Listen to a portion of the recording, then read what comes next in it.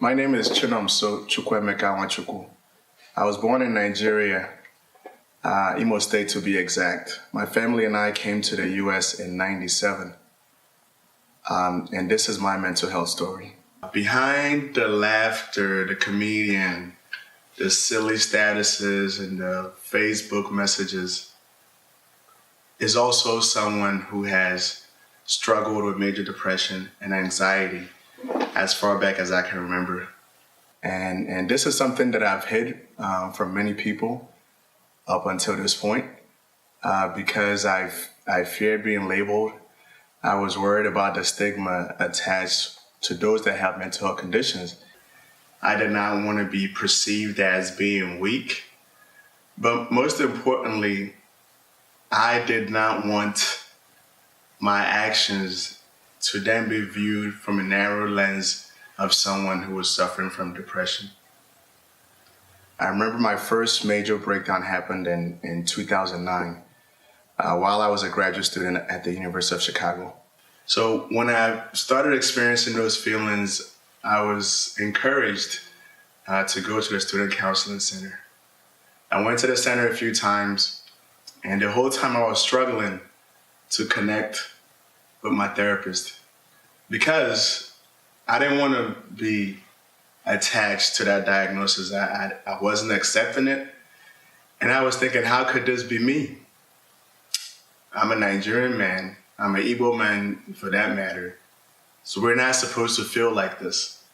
So I came home, and when I was back in my parents' house, after taking a leave from school, I decided to see a therapist, but I made sure that the therapist was hours away from where my parents lived because I didn't want to take the chance of having people recognize me. But the whole time, I still struggled to connect with my therapist because I wasn't accepting what was happening to me.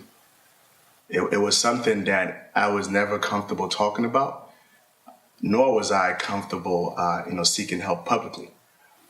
So eventually I just stopped going to therapy and I never went back. Then I experienced another major breakdown in 2013. And I think this was the worst that I've ever experienced. I was not suicidal, but I was becoming close to it.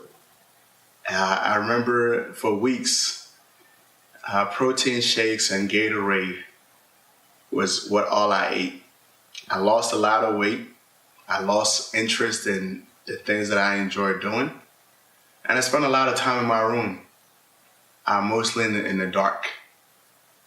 I read and just doing whatever I could to treat myself without having to publicly go out there. Because, again, I didn't want to be labeled. I didn't want people to know that something was bothering me. And honestly, at that point, I was still struggling with myself to make sense of it. As I've gotten older, I realized that there's more that I want to do. And I've also noticed how depression and anxiety has held me back from doing that. So early in 2016, in January, I had a conversation with myself. I said, I've tried everything else. So I decided to give a psychiatrist a call. And I saw one. We had a long conversation. I asked a lot of questions. I made sure that I got my co-pays worth. And he suggested, medication. And we talked to his office for quite some time, and I was very hesitant about getting on medication. So those thoughts started coming back, right? Oh, I'm now going to be perceived as that person who's crazy, who needs medication to contain him. So as you're listening to my story, I don't want you all to start to think that it's all a dark place, right? I have been in a lot of dark places, but I also know what light feels like. I reflected again and realized that I wasn't thinking for me.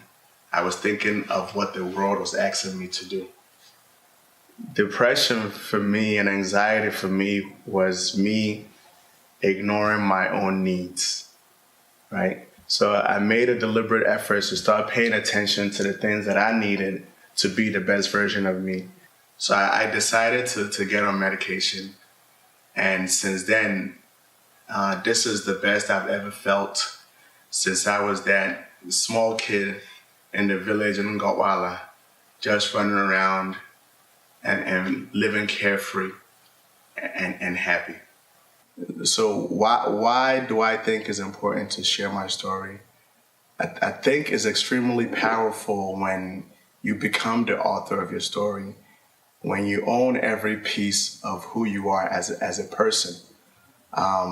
There's nothing more empowering than that because it puts you in a position of control. What that allowed me to do is to identify myself the way I wanted the world to see me. Right? I was not depressed Chinomso. I was Chinomso who struggles with depression, but who is also a brother, a friend, a servant, a comedian, whatever you want to call me. Depression is just a layer of who I am. And from being able to own my story and accept my diagnosis, I was then able to identify what my triggers were and how best I can get myself out of that situation. Another reason why I think is really, really important to share my story is that as Nigerians, especially as Nigerian men, we're often, from my experience, depicted as being devoid of emotions. We're said that we don't know how to feel. So if you're out there and you hear this, I just want you all to be encouraged that you're not alone. So even when your story doesn't make sense to the world, there are people out there that it makes sense to. And in my case, I was never looking for sympathy. I was just looking for empathy, to hear that my story made sense. There's also value in being vulnerable.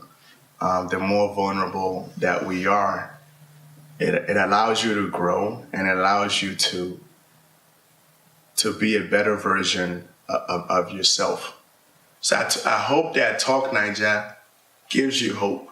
If you're in a place where you feel like you're all alone, just know that others have experienced something similar to you. And we as Nigerians need to acknowledge that, mental health conditions are real. Just because we choose not to talk about them doesn't make them go away. It just means that we keep suffering in silence. And, there's a saying that we Nigerians are fond of saying, which is, suffering, while smiling. I don't think I'm suffering anymore. I know I do have some days that I do struggle.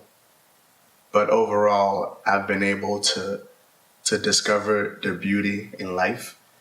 And that mainly comes just from knowing that, my story makes sense to me. So victory for me now is talking to you today. Victory for me is Talk Niger. Victory for me is having people reach out to me saying, because of Talk Niger, I've decided to either start seeing my therapist again. Because of Talk Niger, I've decided to start back on my medication. So these are the mini victories that I count in the midst of the struggle. And also, I'm sharing my story because I know in my private life that my story has helped people, has empowered them to take the next step. So I hope from listening to my story that we can be empowered to encourage each other, to heal, to find the right treatment that works for us. So as you're listening to this, I don't want you to think that it's all sad as gloom. In the midst of all this, I've learned to be grateful. I've learned to appreciate life. I've learned to be present with my emotions. And I've been able to do that and maintain this by surrounding myself with good people. My friends are important to me. My family is important to me. My faith is also important to me. So the combination of all those things have allowed me to maintain. So if you're listening out there, your story makes sense, share your story, encourage one another, talk more. Mental health matters.